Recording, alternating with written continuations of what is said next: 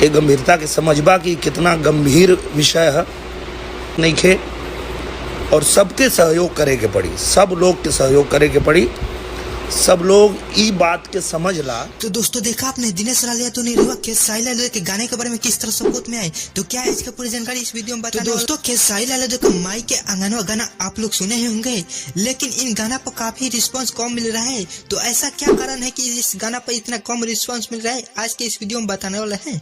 तो इस वीडियो का एंड तक देखना। चलिए वीडियो को शुरू करते हैं। उससे पहले मैं बता दूं कि दोस्तों इस गाने को लिखे हैं टुनटुन यादव, इसका म्यूजिक दिया है आर्या शर्मा, और दोस्तों ये गाना गाए खेसारी लाल यादव और खेसारी म्यूजिक वर्ल्ड पर रिलीज हुआ है। तो दोस्तों पहला कारण है कि खेसारी लाल यादव एग्रीमेंट के मामले में फंस गए हैं, इसीलिए फैंस भी एक्टिव नहीं है, जो कि खेसारी लाल यादव के गाना पर इतना कम व्यूज आ रहा है। दोस्तों इस गाना को रिलीज हुआ लगभग एक दिन हो गया, लेकिन 7 लाख व्यूज मिला है और इस पर लाइक 1 लाख मिला है, जो कि काफी कम नहीं। तो दोस्तों यही खेसारी है कि जो कि 6 घंटे में 1 मिलियन व्यूज लाते हैं, जो कि आजकल व्यूज नहीं